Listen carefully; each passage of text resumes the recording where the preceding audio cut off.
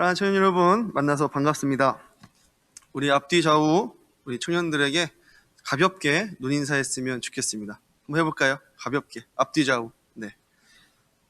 오늘 보니까 처음 보는 청년들도 몇 분 계신 것 같아요. 네, 반갑습니다. 여러분, 다니엘 2장 혹시 기억나시나요? 다니엘 2장 기억나실 수도 있고 안 나실 수도 있어서 잠깐 이야기해 보겠습니다.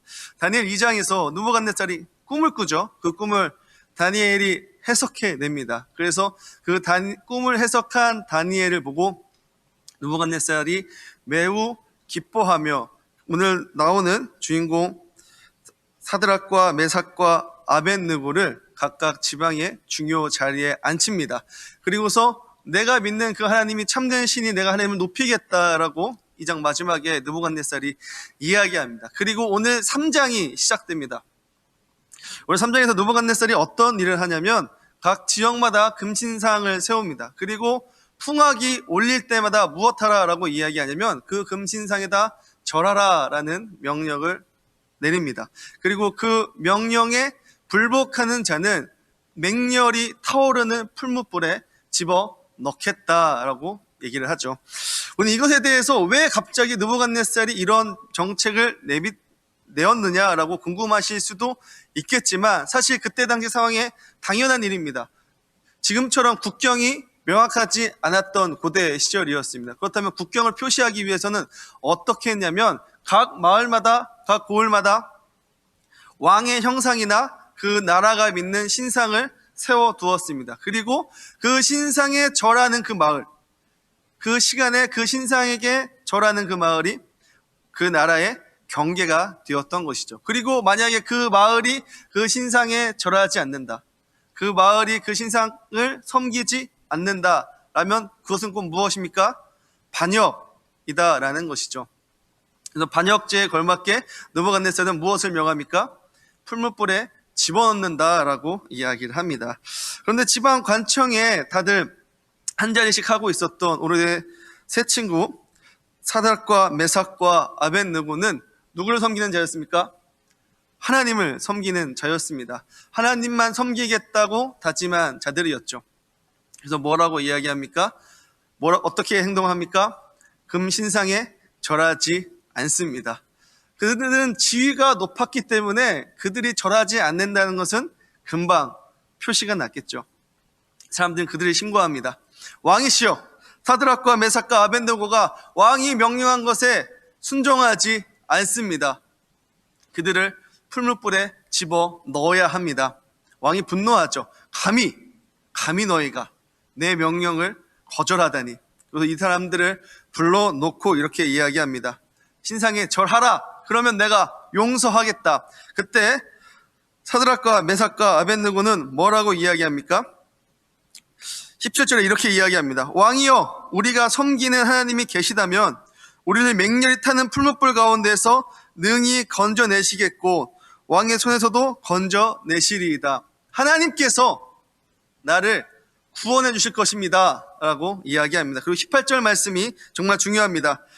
그렇게 하지 아니하실지라도, 하나님께서 나를 그렇게 하지 아니하실지라도 왕이여, 우리가 왕의 신들을 섬기지도 아니하고 왕이 세우신 금 신상에게도 절하지도 아니할 줄을 아옵소서. 대담하지 않습니까? 감히 왕 앞에서 목숨을 걸고 나는 죽어도 절하지 않겠습니다라고 이야기합니다. 어떤 일이 벌어집니까?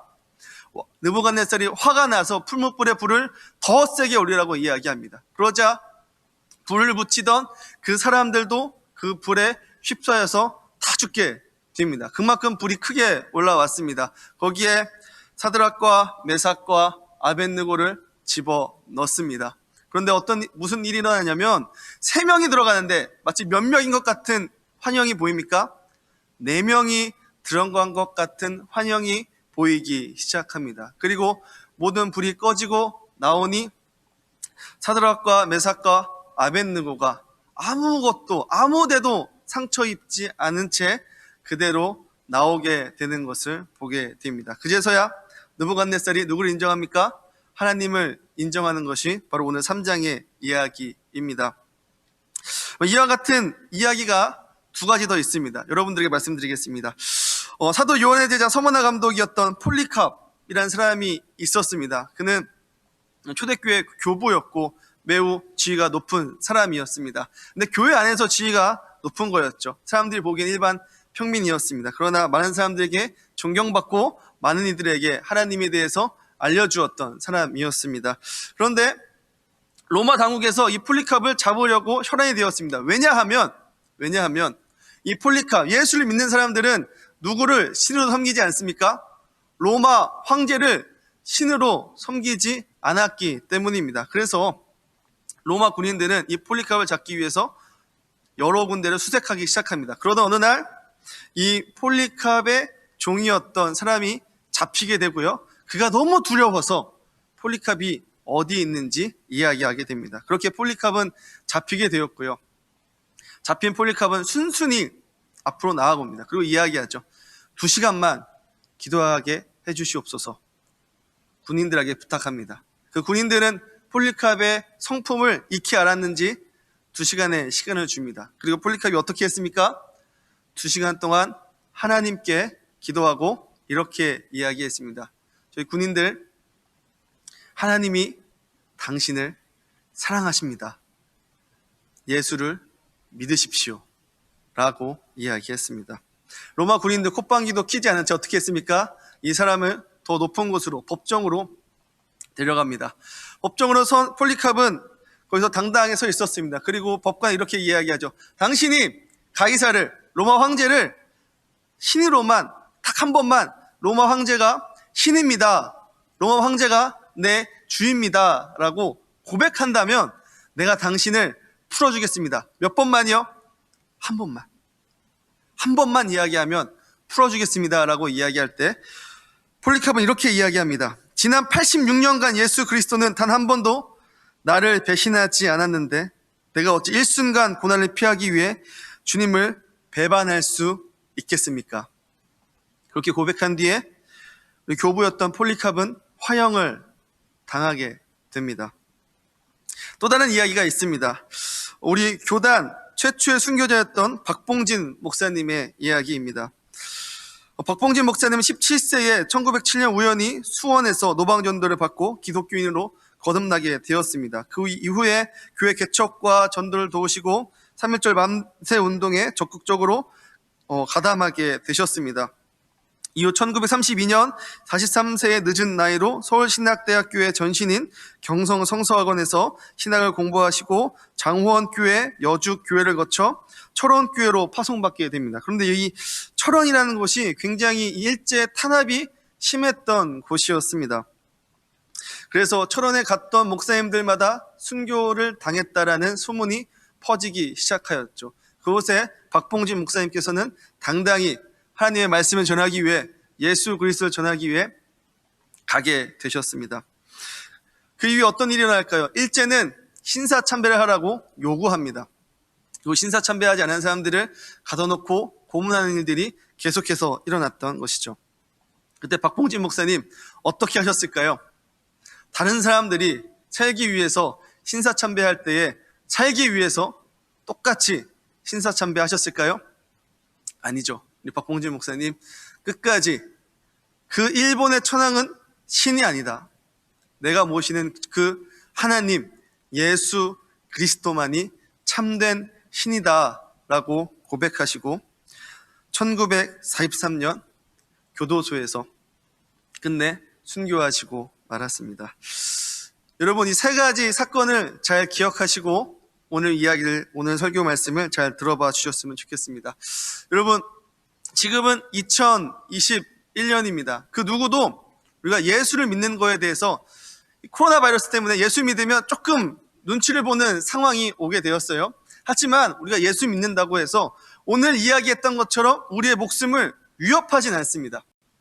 너 예수 믿어?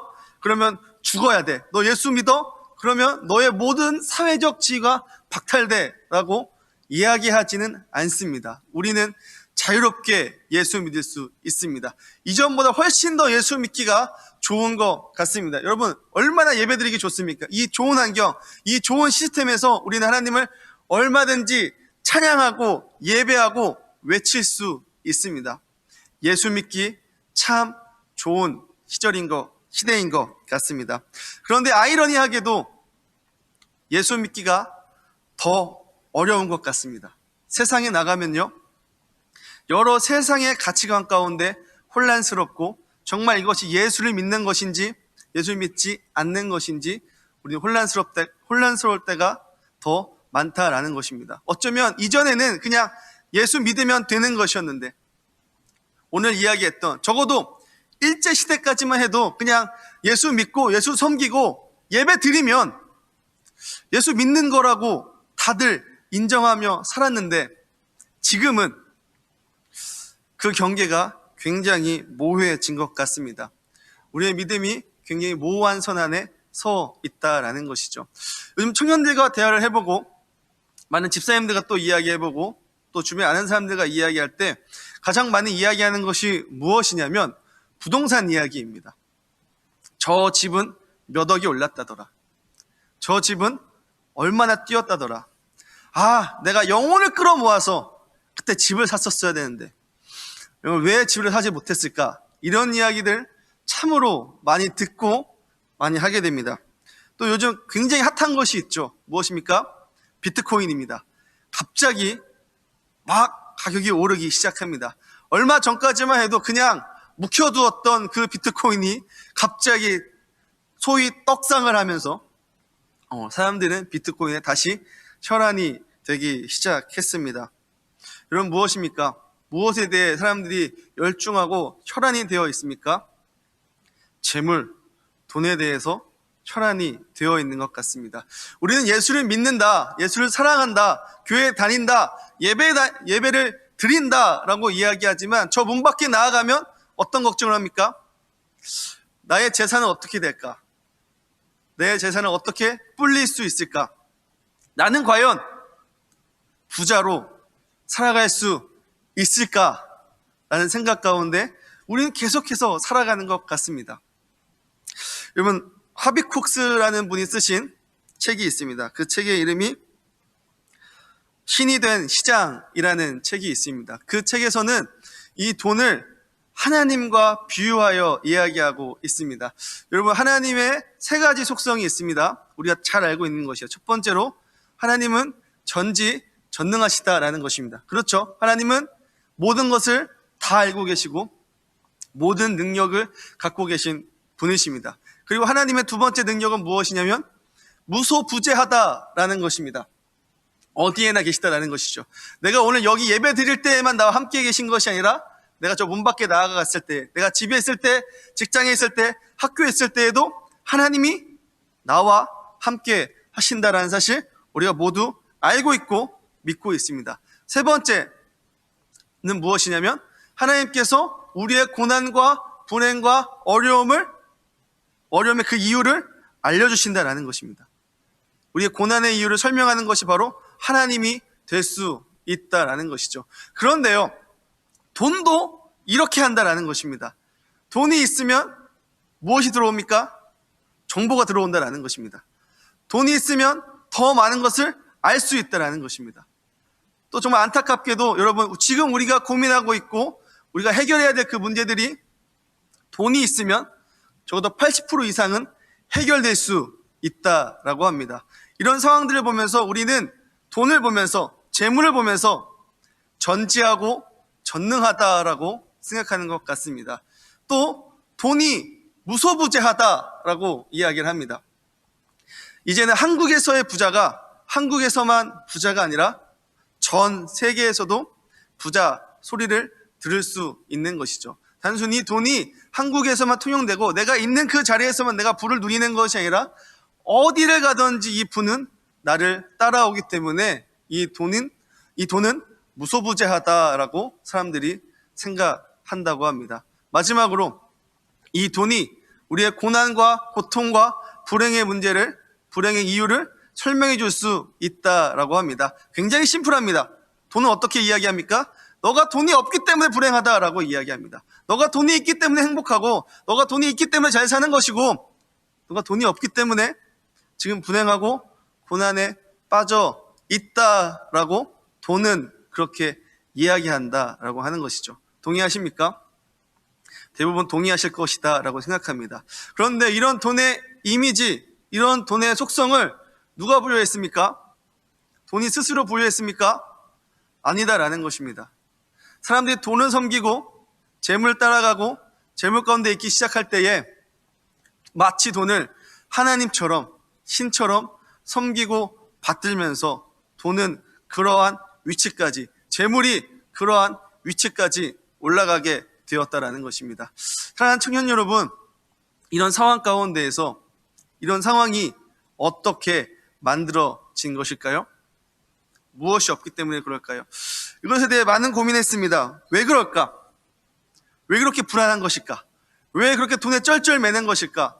하나님을 믿고 오늘 나왔던 신앙의 선배들은 목숨이 위태로울지라도 하나님만 섬기겠다라고 이야기했는데, 내 목숨이 달아날지라도 오직 하나님만 믿겠다라고 이야기했는데, 왜 우리는 돈 앞에서 작아지는 것인가?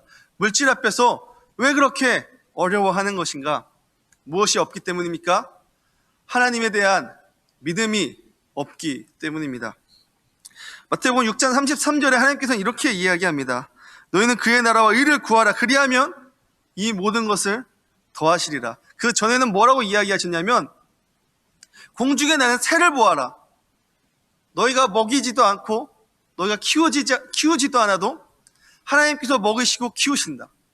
너희들이 이 새보다 못할 것이 무엇이냐라고 예수님께서 이야기하시죠. 사랑하는 청년 여러분, 물질 가운데 두려워하고 물질을 걱정하고 있는 우리의 그 마음 가운데 무엇이 있다라는 것입니까? 우리도 모르게 하나님을 섬기고 있는 것이 아니라 물질을 섬기고 있는 우리 자신을 보게 된다라는 것입니다. 우리가 이것을 극복하고 이겨내기 위해서는 무엇을 믿어야 됩니까? 하나님을 믿어야 된다는 것입니다. 어떤 하나님이요? 나를 책임져 주시는 그 하나님을 믿어야 된다는 것입니다.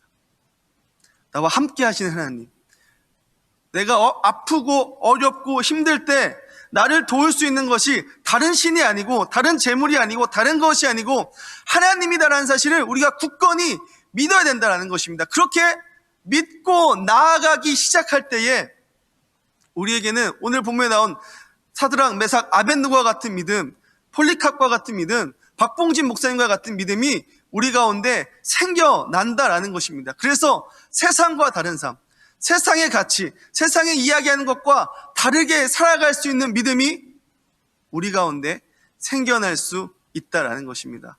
사랑하는 청년 여러분, 익히 들어왔습니다.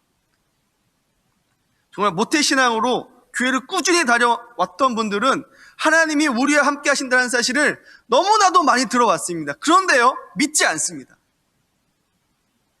하나님이 함께 하신다고 그렇게 이야기하는데도 믿지 않습니다. 믿지 않으니까 기적이 일어나지 않고, 믿지 않으니까 그 하나님을 경험할 수 없는 것입니다. 사랑하는 청년 여러분, 믿으시기 바랍니다. 하나님께서 여러분들을 먹이시고 살리십니다. 하나님이 여러분과 함께하고 계십니다. 하나님이 여러분과 지금도 동행하고 계십니다. 그 사실을 믿으시는 여러분들 되시길 주님의 이름으로 소망합니다. 그런데 이렇게 믿으면 이런 생각이 들어집니다. 두려운 마음이 생겨집니다. 어떤 마음이냐면 그래요, 다니엘과 세 친구들은 그렇게 믿어서 목숨을 구했는데 오늘 이야기한 두 분, 폴리캅과 박봉진 목사님은 그렇게 하나님을 믿음으로 반응했는데 결국 순교하지 않았습니까? 나도 그렇게 되는 것 아닙니까? 라고 질문할 수 있습니다. 여러분, 그런데 우리 이렇게 바라볼 수 있습니다. 세상의 눈으로, 재물의 눈으로, 돈의 눈으로 폴리캅과 박봉진 목사님의 삶을 보면 실패한 삶이죠. 어처구니가 없는 삶입니다. 성공하지 못한 삶이다라고 볼 수 있습니다. 하지만 예수님의 가치로, 성경의 가치로, 신앙의 가치로 두 분을 보게 되면 그 삶이 헛된 삶일까요? 가치 없는 삶일까요? 두려운 삶일까요? 아니다라는 것입니다. 복된 삶이었다라는 것입니다. 폴리카는 이렇게 고백합니다. 80여 년 동안 나와 함께한 그 예수 그리스도를 나는 배신할 수 없습니다. 여러분, 폴리카이 예수님이 믿는 그 순간순간마다 예수님과 동행했고 예수님과 함께했다라는 것입니다. 그 삶이 가치 없고 의미 없는 삶이겠습니까? 박봉진 목사님이 늦은 나이에 신학했고 늦은 나이에 예수를 전했지만, 그래서 많은 사람들에게 예수를 못 전했지만 그렇다고 해서 그 삶이 가치 없는 삶이었겠습니까? 아니었다라는 것입니다. 결국엔 그 두 분의 희생으로 인하여서 수많은 사람들이 예수 믿고 변화받고 새로운 생명을 얻게 되는 놀라운 일들이 일어나게 되었습니다. 사랑하는 청년 여러분, 우리 진짜 추구해야 될 그 가치를 추구합시다. 돈과 재물을 추구하고 그것이 옳다라고 생각하는 것들을 벗어 던지고 성경이 추구하는 가치, 예수가 추구하는 가치, 하나님이 우리에게 원하시는 그 가치를 추구하며 살아갑시다. 그렇게 살아갈 때에 우리의 목숨이 더 이상 아깝지 않을 것입니다.